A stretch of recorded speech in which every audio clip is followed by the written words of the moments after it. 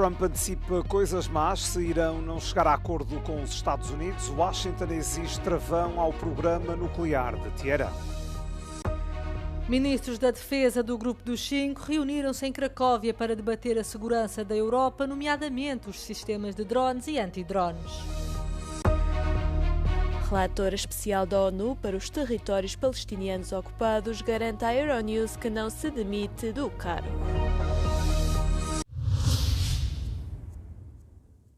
Donald Trump diz acreditar que 10 a 15 dias são tempo suficiente para o Irão chegar a um acordo com os Estados Unidos. Avisa que poderão acontecer coisas más se Teherã não travar avanços no programa nuclear. Washington exige o desmantelamento total das infraestruturas iranianas que pensa poderem vir a ser usadas para fins militares. Um segundo porta-aviões norte-americano já está a caminho do Médio Oriente. It's going to be unfortunate for them. I would think that would be enough time, 10, 15 days, pretty much maximum. As autoridades iranianas enviaram uma carta ao Conselho de Segurança das Nações Unidas na quinta-feira.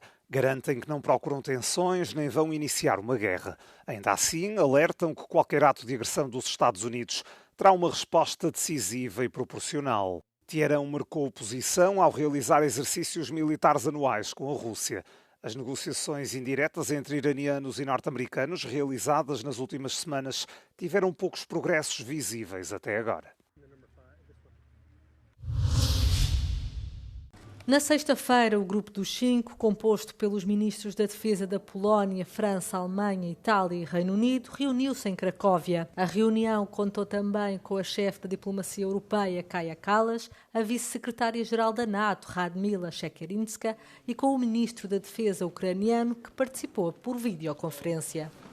O grupo, que representa os 5 maiores investidores do setor militar, centrou-se nos sistemas de drones e antidrones, o equipamento militar atualmente mais necessário. Os ministros assinaram um importante compromisso para desenvolverem em conjunto capacidades de mísseis para drones, bem como para realizarem uma produção conjunta de baixo custo e efetuarem compras conjuntas de efetores para drones.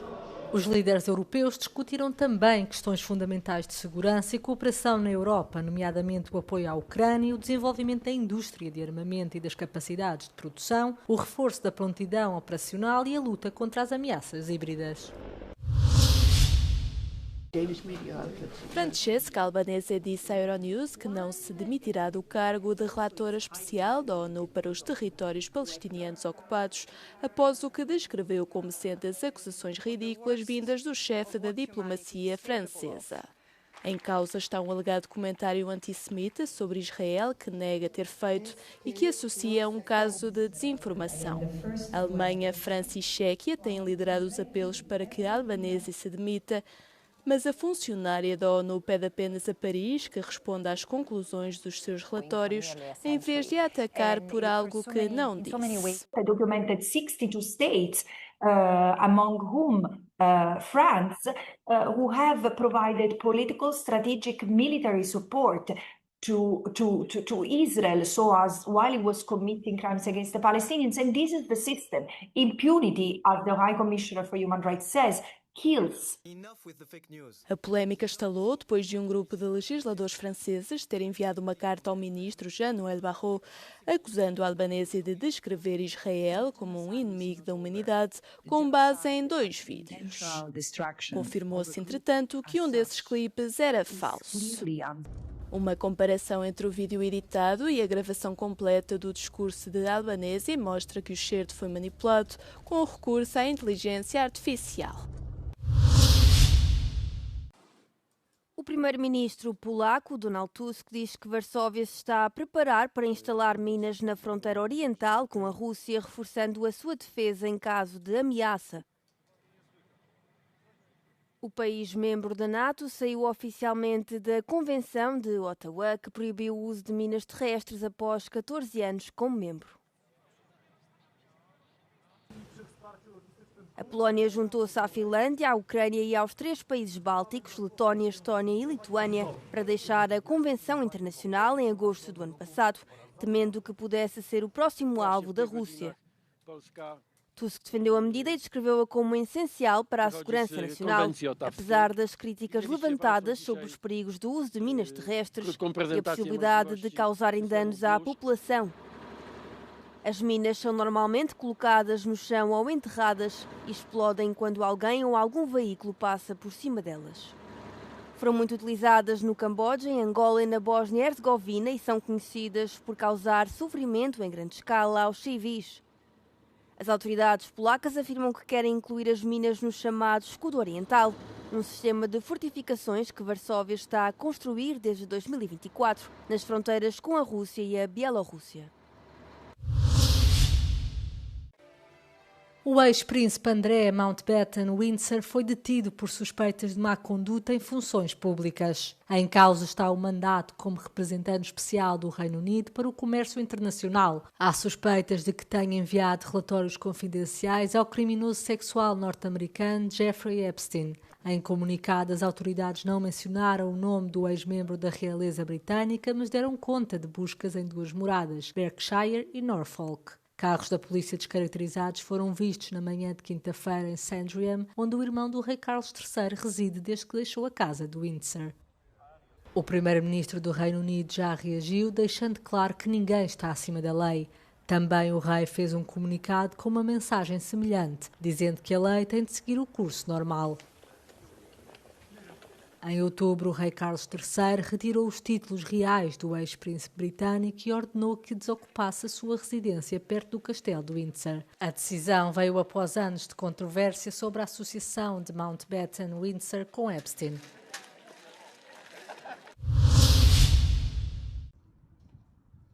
Três elementos de um gangue aterrorizaram durante meses Jan-Philipp Bobinga, empresário da restauração na Alemanha. Perturbaram o funcionamento do estabelecimento que tinha, agora fechado no bairro de Schöneberg, em Berlim. Quando os vizinhos se queixaram do barulho, os criminosos aproveitaram a oportunidade e exigiram dinheiro em troca de proteção. Dann sind die einfach eigenmächtig aus meinem Laden raus, sind zu den Nachbarn gegangen und haben den Nachbarn quasi irgendwie eine Ansage gemacht, haben den einen auch wirklich im Hausflur bedroht und sind dann wieder zu mir gekommen und meinten so, brauchst dir keine Sorgen mehr machen, die Nachbarn rufen nicht mehr die Polizei. Ich glaube, er wollte 500 € im Monat oder so. Ich sage mal, diese Sache hat natürlich am Ende dem Laden auch den Todesstoß gegeben, wo ich dann gesagt habe, okay, ich schließe die Tür von außen ab und das war's. Bobinga, que agora está à frente de outro restaurante, recusa pagar a quem faz a chantagem. Em vez disso, pensa recorrer à polícia, mas depois decide não apresentar queixa por medo de represálias. Seguem-se meses de telefonemas com ameaças. Bobinga acaba por contactar um libanês amigo de infância. Der hat ihn angerufen, hat mich später, 10 Minuten später zurückgerufen und hat gesagt, Jan, die Sache ist geklärt. Ich so, was hast du denn jetzt gesagt? Ist egal, ich hab's geklärt, die kommen nie wieder. Die kamen auch nie wieder, ab diesem Zeitpunkt. A situação já se tornou normal para Hakan Tass, ex-porta-voz da política de segurança do Partido de Esquerda de Berlim. Tass conhece como ninguém o negócio do dinheiro em troca de proteção na capital alemã. Já ouviu histórias piores do que as de Bobinga. In der Regel werden ja Personen erstmal eingeschleust in die Betriebe. Das sind ja halt irgendwie so Studenten, die einen Nebenjob suchen, die sich erstmal über den Ablauf sich genau informieren, gucken, wie viele Personen dort tatsächlich irgendwie so täglich vorbeikommen. Und auf der Grundlage der Informationen wird dann die Summe bestimmt. Also in der Regel bei den so mittleren Unternehmen, Mittelstandsunternehmen sind das dann zwischen 200.000 bis 300.000 €. Muitas vítimas não envolvem as autoridades porque sentem que não serão protegidas devidamente. Tass pede uma resposta com maior firmeza. A polícia criou agora uma unidade especial e planeia aplicar medidas mais duras contra quem pratica as extorsões. Wie die Polizei mitteilt, werden mittlerweile sogar Kriminelle aus dem Ausland eingeflogen, um hier in Berlin auf Geschäfte zu schießen. Das Problem der Schutzgelderpressung wird immer schlimmer. Laura Fleischmann aus Berlin für Euronews. A presidente interina da Venezuela, Delcy Rodrigues, assinou uma lei de amnistia que pode levar à libertação de centenas de políticos, ativistas e jornalistas presos. Rodrigues tinha anunciado no mês passado que libertaria um número significativo de detidos, uma promessa que estava sob crescente pressão. Durante semanas, familiares e amigos de presos políticos fizeram vigílias junto aos estabelecimentos prisionais, alguns dos quais realizaram greves de fome e acamparam à porta das instalações para exigir a liberdade dos seus familiares. Estábamos esperando esta noticia que de verdad motiva mucho a uno porque de las condiciones como estábamos acá era muy difícil, entonces de verdad que contento por eso. De verdad que sí, de llevar a nuestros familiares a la casa, que ellos se sientan bien, porque de verdad que ellos no merecían estar allí, porque primero no eran ni delincuentes. Entonces no es necesaria la ley de amnistía porque ellos não têm nada que perdonarle, eles são pessoas trabalhadoras, honestas. A decisão marca uma mudança dramática para a nação sul-americana, já que as autoridades do país há muito negavam a existência de prisioneiros políticos. Esta decisão também representa uma mudança significativa na política desde que os Estados Unidos da América invadiram Caracas e capturaram Nicolás Maduro. Eric Dane, conhecido pelos papéis que desempenhou em Euphoria e Anatomia de Grey, morreu na quinta-feira aos 53 anos. A notícia foi avançada pelos representantes do ator pouco menos de um ano depois de ter anunciado que tinha sido diagnosticado com esclerose lateral amiotrófica. Em causa uma doença neurodegenerativa que ataca as células nervosas que controlam os músculos de todo o corpo. Depois do anúncio em abril passado, Eric Dane dedicou-se a promover a sensibilização sobre a doença. O ator atingiu o estrelato em meados dos anos 2000, isto depois de ter sido escolhido para interpretar a personagem Mark Sloan na série Anatomia de Grey. Um papel que representou de 2006 a 2012. Dane nasceu a 9 de novembro de 1972 e cresceu no norte da Califórnia, nos Estados Unidos.